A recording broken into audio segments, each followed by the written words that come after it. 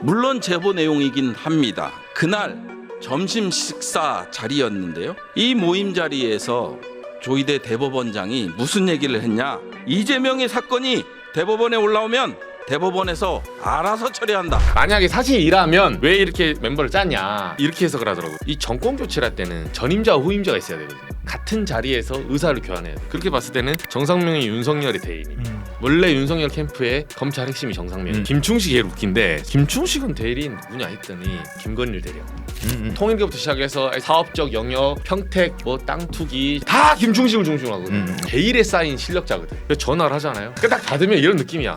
야, 너 취재 좀 하는데? 너 이렇게 거물일 줄 몰랐어요. 그때는. 저도 만나보고 나서 뭐 사귀고 있네. 이렇게 제가 미약하지. 제가 미약하지. 네. 예, 지금 이제 그 본회의에서 대정부 질문 예결위 그 하고 있거든요. 지금 외통위 그건데 국무총리 대정부 질문 기간인데 국무총리 김민석 총리를 상대로 이제 부승찬 의원님이 이제 질의를 하나 했어요. 네, 그래서 내란 재판부 지금 문제와 첫 번째는 두 번째는 조희대 대법원장 문제. 이거 약간 이제 같으면서도 다른 약간의 화제는 좀 달라요. 쟁점이 좀 다른 건데 지금 섞여 있거든요. 네, 섞여 있는데 부승찬 의원이 그 이제 제보를 받았다는 사실을 이제 본회의장에서 밝히셨어요. 네, 이제 밝혔으니까 일단 안 보신 분들이 있어서 영상 한번 보고 가시죠. 예. 물론 제보 내용이긴 합니다. 그날 점심 식사 자리였는데요. 이 모임 자리에서 조희대 대법원장이 무슨 얘기를 했냐? 이재명의 사건이 대법원에 올라오면 대법원에서 알아서 처리한다라고 했다고 합니다. 저게 무슨 말이냐면 이제 저 사건이 사실은 이게 이제 서영교 의원이 한번 말씀하신 적이 있는 것 같아요. 네. 과거에 5월에 얘기했었죠. 네, 얘기 한번 한 적이 있었고 당연히 국회에서 했으니까 국회에서 예를 들면 예전에 뭐 서른 의원이나 DJ 시절에 보면 면책특권이 있습니다. 뭐 초원복집 사건도 처음에 그렇게 시작을 했고 국회의원들이 문제 제기하는 거를 진실만 말할 수는 없어요. 그러니까 문제 제기하는 시기에는 진실이라고 아무도 모르죠. 그 마찬가지로 김민석 총리가 작년 8월에 윤석열 정부가 계엄을 준비하고 있는 것 같다. 그런 징후가 있다. 네, 이게 이제 허위사실 명예훼손으로 이렇게 딱 걸면 모든 말이 사실 입틀막이 되거든요. 네. 그래서 표현의 자유가 이제 한도는 있지만 국회의원들에게는 결국은 이제 어느 적정선에서 면책특권을 줍니다. 네, 그리고 만약에 이걸 남발하면 어떡하냐? 남발하면 유권자가 판단하는 거죠. 정치적 책임지는 네, 거죠. 네. 저 사람 헛소리하는 사람이다. 이제 그렇게 본인이 표로 심판을 받게 돼 있거든요. 네, 아무튼 그런 주제로 봤을 때 이제 떠도는 소문이든 아니면 신비생 뭐 제보든 간에 저희는 부승찬 의원님의 그 내심은 제가 잘 모르겠어요. 저도 이제 그것까지 잘 모르고 내용은 이거예요. 딱 내용 딱 한 가지인데 식사를 했는데 4명이 4월 4일 윤석열 내란 수계 피의자가 탄핵을 당한 날이죠. 올해 4월 4일입니다. 그렇죠. 탄핵당 그러고 3일 후에 4월 7일 날 4명의 인사들이 모여서 식사를 했습니다. 누구냐?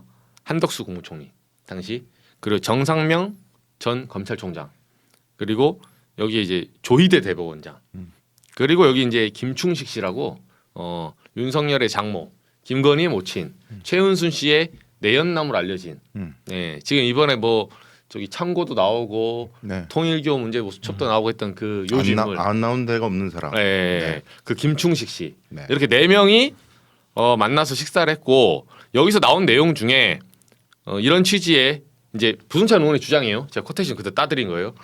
여기서 조희대 대법원장이 무슨 말을 했냐면 그 당시 선거법 2심까지가 사실 무죄로 올라왔거든요. 그렇죠. 1심 유죄, 2심 무죄 해서 올라온 거예요. 상고심을 그 조희대 대법원장이 하는 말이 이제 이재명 사건이 올라오면 알아서 처리하겠다. 이런 취지의 이제 말을 그 식사 자리에서 했다. 이렇게 하니까 부승찬 의원 말은 뭐냐면 해석까지 했거든요. 그러면 한덕수는 거기 왜 있었냐?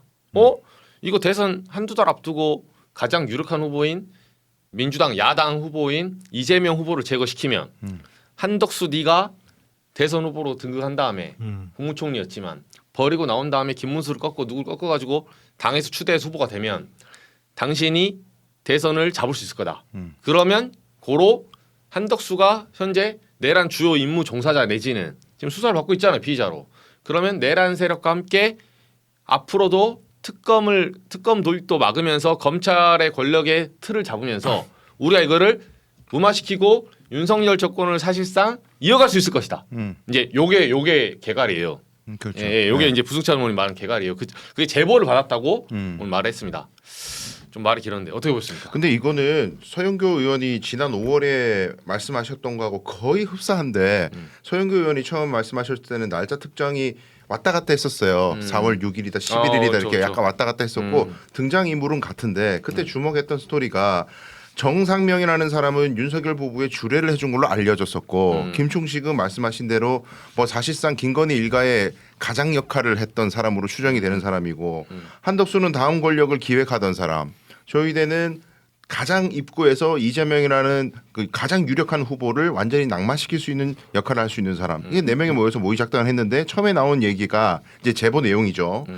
한덕수 같은 사람이 돼야 의원 내각제로 개헌할 수 있는 사람이 그러니까 대권을 잡아야 된다. 그래서 개헌만 하고 한덕수는 물러나고 개헌까지가 한덕수 임무다. 그러니까 5년짜리 대통령이 되는 게 아니라는 얘기까지, 개헌. 개헌까지가 한덕수의 임무다. 내각제 개헌. 그러니까 여기까지 들어보면 야 이거 이제 윤 어게인을 사법부의 총수장과 한덕수라는 전 국무총리 새로운 대권 주자 그리고 이 마쿠에 있는 뭐 김앤장 내지는 검찰총장 네. 이런 사람과 김건희 쪽 집안 사람이 만나서 제2, 3차 내란을 기획한 거 아니냐 이제 이런 얘기까지 나온 거잖아요. 근데 어쨌든 지금 사람들이 분노하는 건 그때 너무 이례적인 그 상고심에서의 파기환송 그 바로 다음 날에 한덕수가 출마 선언을 했단 말이죠.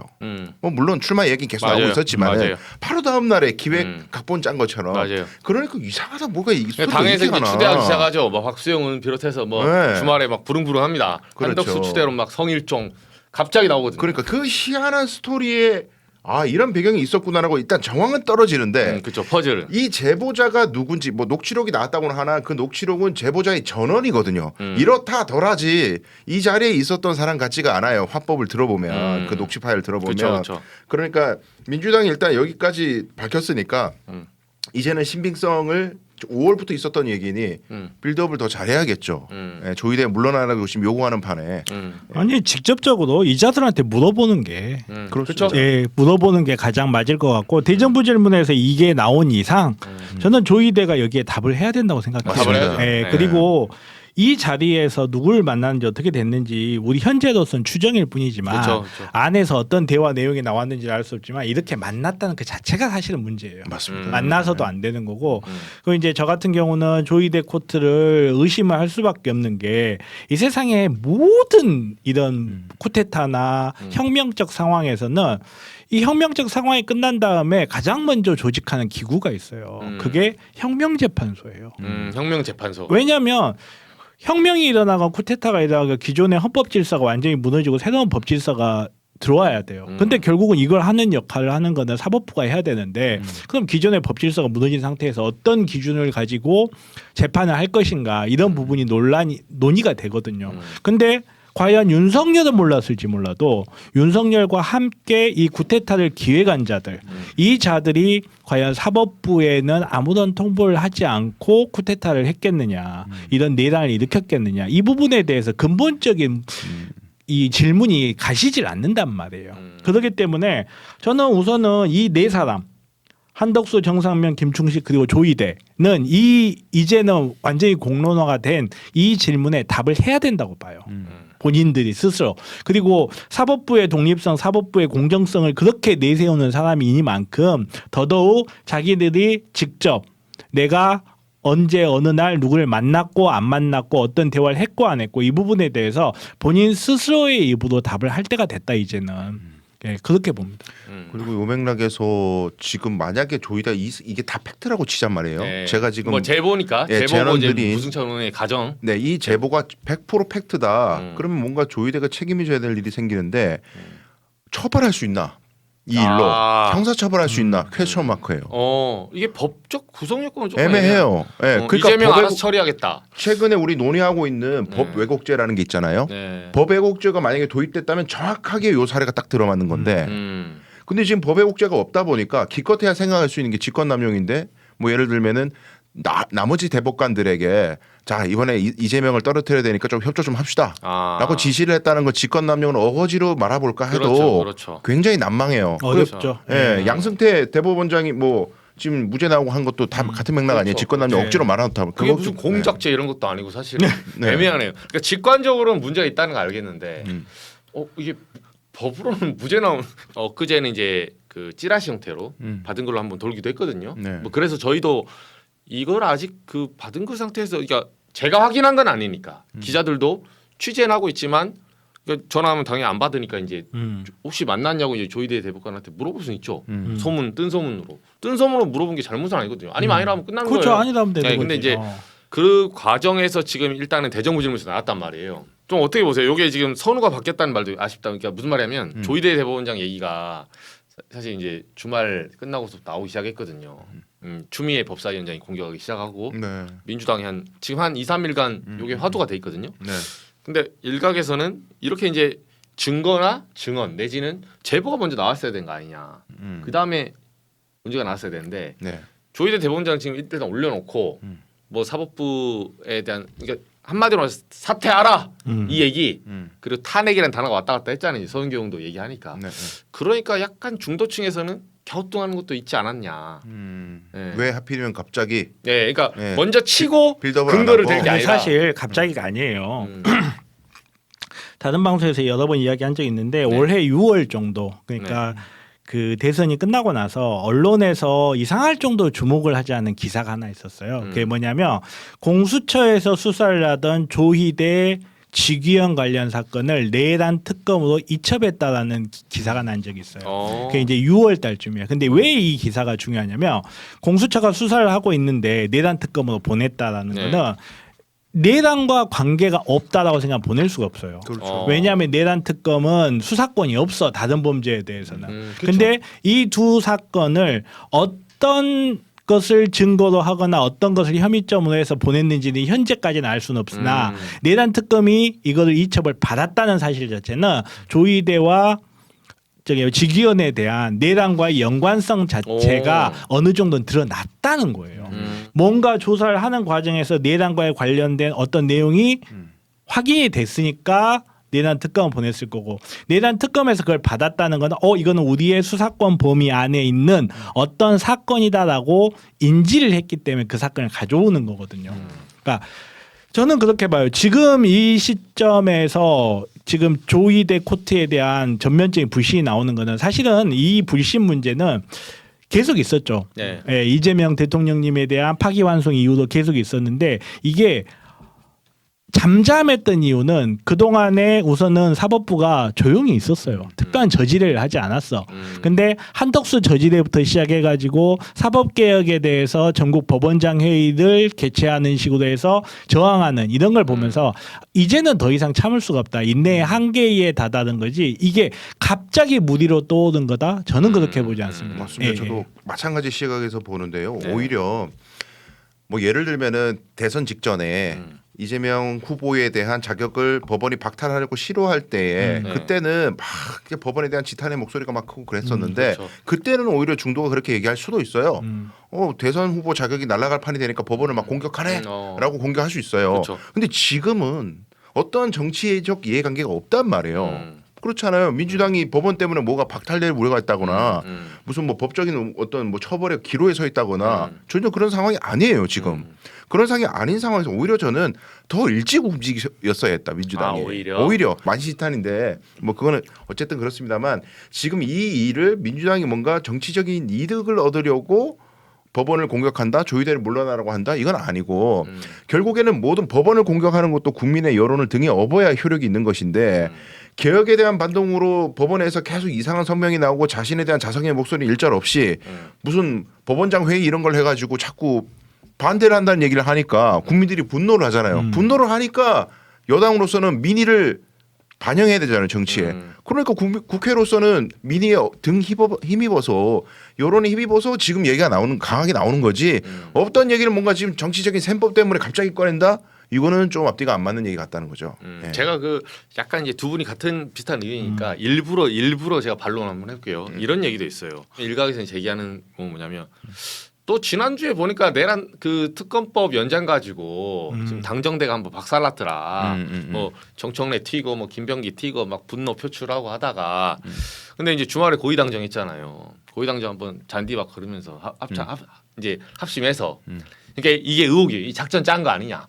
원래 이제 로마도 옛날에 내분이 일어나면 외적을 상대로 타겟 하나 잡고 내적 이제 단합을 도모하는 거죠.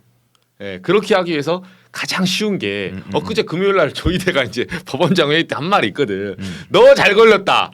이걸 해서 내부의 단합을 유도한 거 아니냐라는 해석이 일반적인 현재 이제 보수 언론과 일반적인 이제 야당의 해석이에요. 어떻게 아니 봉합이 안 됐으면 그 말이 맞을 수도 있죠. 봉합이 안 됐으면 맞을 수도 있는데 봉합이 됐잖아요. 그러니까 봉합이 혹시 겉으로만 되지 않았을까 하는. 그 이제 겉으로만 됐던 안에까지 깊숙이 됐건 그건 알 수가 없는 일이죠. 알 수가 없는 일이고 그리고 언론에서 보도를 한다고 하도 그건 마찬가지로 알 수가 없는 일일 거예요. 봉합됐어요. 저희 악수하는 거 안 보셨어요? 이러면 끝인 거지. 이 과연 이렇게 국민적 관심사가 큰 사항을 끄집어내서 봉합해야 될 만한 문제냐. 이거는 말이 안 되는 거죠.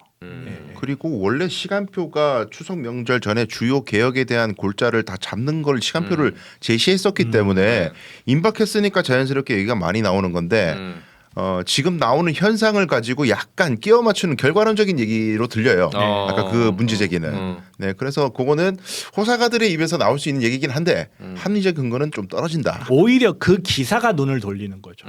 오히려 그 기사가 지금 사법부에 문제가 있어요. 이 문제를 우리가 이렇게 고쳐 나갈 거예요. 하고 하는데 그거를 마치 어떤 정치적 셈법이 있어서 하는 것처럼 사법개혁 문제는요. 지금 사실 굉장히 오래된 숙제죠. 맞습니다. 오래된 숙제고 검찰만 개혁해서 아무 소용 없어요. 사법부가 개혁이 돼야지. 늘 이야기하지만 검사들이 특정 정치인을 뭐 압수수색 영장 200장 300장을 냈네 어쩌네 하지만 사실은 발부한 건 다 판사들이란 말이에요.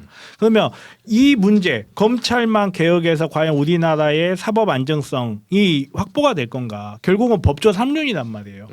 검사, 판사, 변호사, 법조 3륜이야. 이 문제는 한꺼번에 해결해야지. 검찰 개혁 문제는 어느 정도 지금 일단락이 났잖아요. 어떤 식으로 처리할지로 일단락이 났고, 그래서 이제 사법 개혁 문제를 이야기하는데 갑자기 뭐 전국 병장 회의도 아니고 전국 법원장 회의를 모아가지고 우리끼리 뭐 개혁을 하려고 하는데 5개의 개혁안 중에 2개는 받고, 솔직히 그 2개 받는 것도 어찌나 가짜든지 네. 하급심 판결문을 공개한다고 헌법에 나와 있는 거거든. 근데 제가 그래서 취재를 좀 해봤는데 그러니까 부승찬 의원 말씀하신 거 이 4명의 인물 분석을 한번 하고 마지막 넘어가시죠. 이게 왜 4명이 이렇게 모였을까요? 그러니까 두 분 어떻게 생각하세요? 지금 보시면 정상명, 조이대 그리고 그 한덕수, 김충식이잖아요. 이게 이제 제 뭐 취재 하나 들으니까 이 뒤에 이 퍼즐이 굉장히 오묘한 조합이거든요.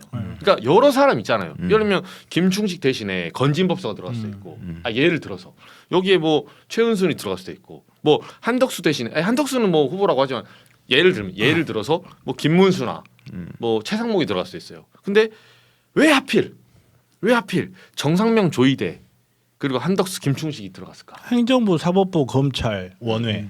원해? 그러니까 외곽에서 싸워주는 사람. 이 저기 말이야 종교단체하고 관련해 가지고 통일교라든지 이런 종교단체에 영향을 줄 수 있는 사람. 이 윤석열 행정부잖아요. 딱 보면 사법부의 대표 조이대가 오는 거고, 검찰의 대표 정상명이 오는 거고, 그쵸. 행정부의 대표 한덕수가 오는 거고, 그리고 밖에서 원해하던 이 보급변 명태 같은 이런 애들 대표로 김충식이 온 거죠. 네. 너무나 딱 보면 그 마치 윤석열 행정부를 딱 압축해 놓은 것 같은 그런 모습이. 좋은 해석이네. 네. 그리고 저는 플러스 네. 필요성 측면에서는요. 김충식 이런 얘기를 했어요. 이재명이 정권 잡으면 망한다. 나라 망한다. 자기도 나라 떠야 된다는 식 얘기했거든요. 근데 지금 보세요. 특검 도입돼 가지고 통일교 털리고 털털털 하니까 본인의 치부들이 지금 다 지금 그렇죠. 까발려지고 있잖아요.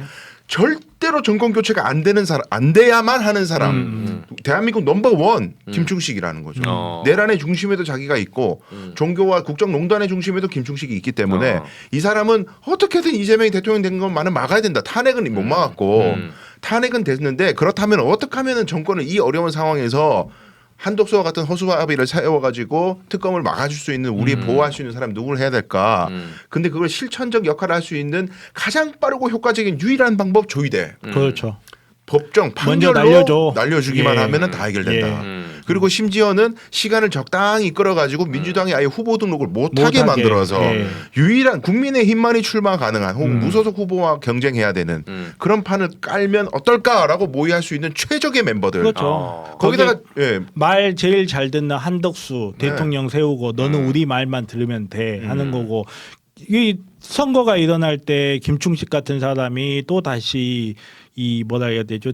그 국민의힘 경선 때 외부에서 통일교 들어와가지고 투표하듯이 그렇게 한덕수 투표해가지고 만들어주고 이런 딱 디자인하기가 너무 좋은 모임이에요. 그렇죠. 예. 한덕수도 절실하죠. 이대로 정권이 교체되면 특검이 도입돼서 본인은 내란 특검에 털릴 게 뻔한데 자기가 대권 주자가 되지 않으면은 보호받지 못한다. 너는 막대는 길이다. 방법이 없다. 당연히 들어올 수밖에 없는 멤버가 되는 거죠. 네. 네. 두 분 비슷한데 제가 들었던 해석을 하나 말씀드릴게요. 이게 이제 뭐냐면 비슷한데 성격은 사법행정 거기가 다 비슷한데 이게 이제 대리인 자격으로 참여를 한 거예요. 해석은 이제 이 멤버를 잘 보시면 뭐냐면 보통 물론 당연히 부승찬 의원의 지금 문제 제기 제보예요. 제보 가정을 한 거예요. 네네. 이게 사실이라면. 네, 맞다 안 맞다 아무도 모릅니다. 그냥 제보가 들어온 거고 부승찬 의원이 했으니까. 네. 근데 이게 만약에 사실이라면 왜 이렇게 멤버를 짰냐 이렇게 봤을 때 이걸 이렇게 해석을 하더라고요. 보면 이 정권 교체를 할 때는 전임자와 후임자가 있어야 되거든요. 그러니까 전직 대통령과 후임자 차기 대통령이 같은 자리에서 의사를 교환해야 돼요. 그렇게 봤을 때는 정상명이 윤석열의 대인입니다. 원래 윤석열 캠프의 검찰 핵심이 정상명이거든. 그는 2022년에도. 그래서 정상명이 윤의 대리인으로 참석한 거야 이거는 검찰 조직에. 그리고 한덕수 같은 경우는 아까 말씀한 똑같아요. 내란 주요 임무 종사자 내지는 공범이에요. 그래서 공범이기 때문에 어차피 교체되면 감옥 갑니다. 그래서 차기 왕세자로 스스로도 자처하지만 낙점이 된 상태야. 말도 제일 잘 듣고. 감옥이냐? 너 출마하고 감옥 갈래? 그냥 감옥 갈래? 100% 출마하고 가죠. 그래서 한덕수는 이제 차기 윤의 그 차기를 받을 예, 차기 주자다. 이제 두 명이 들어왔죠 당장. 그러면 조이대 같은 경우는 당연하죠. 여기서 상대 후보를 날려줘야 돼. 이재명을 제거해줘야 돼. 어차피 경쟁은 차기 후보랑 이재명 후보가 돼 있거든. 네. 내가 해결해줄게. 이제 해결사 역할이죠. 여기서 이제 김충식이 제일 웃긴데 제가 보니까 김충식은 대리인 누구냐 했더니 김충식의 대리인이 누굴 대리했냐면 김건희를 대리한 거예요. 왜냐? 사실은 이게 이제 일반인들도 잘 모르는 사안인데 김충식이라는 사람이 아까 말한 대로 종교 쪽, 통일교 그리고 뭐 예를 들면 지금 통일교부터 시작해서 예전에 사우디 방문부터 시작해서 뭐 사업적 영역, 평택, 뭐 땅 투기, 양평도, 최은순, 예. 예, 다 김충식을 중심으로 하거든요. 그거 다 알아요. 네, 그죠. 근데 아니 이 사람이 밝혀진 사람이 아니라서. 왜냐하면 김충식을 저도 한 번 만나봤어요. 안 만나보시죠? 안 만나봤죠. 만나본 사람 거의 없어요. 오. 왜 이분이 그 이제 예담 하나 말씀드리면 못 만날 것 같은데 그러니까 뭐냐면 베일에 쌓인 실력자거든. 그래서 전화를 하잖아요. 네. 겁나 좋아요. 너가 나를 알아봤구나. 그렇지. 네. 딱 받으면 이런 느낌이야. 네. 야, 너 취재 좀 하는데? 너 대단한데. 나한테까지 전화하고 올 정도의 기자면 그래, 너 좀 치는구나. 약간 이런 말투예요. 그러니까 이게 지피지기. 네. 그 척하면 척이지. 지금 왜 나를 안 알아주냐 이거야. 그렇죠. 내가 지금 임마 이런 골방에 산골짜기 와서 지금 쑥 캐고 나물 캐고 있는데 왜 세상이 나를 백이수채처럼 못 알아주냐. 그러니까 남자는 자기를 알아주는 사람 위해 목숨을 거는데. 그렇죠.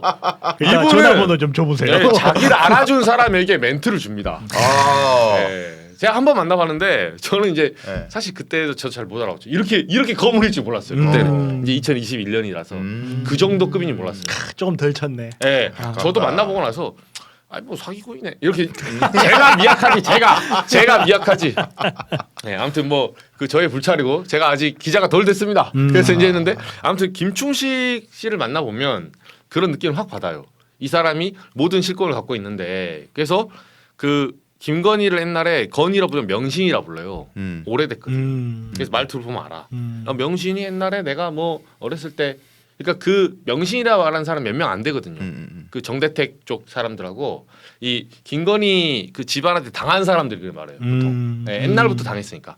근데 최측근 그러니까 최근에 그 한 2012년 경부터 개명을 하고 나서 만난 사람들은 김건희라 불러요. 그게 이제 제 취재원들 특징이 있더라고요.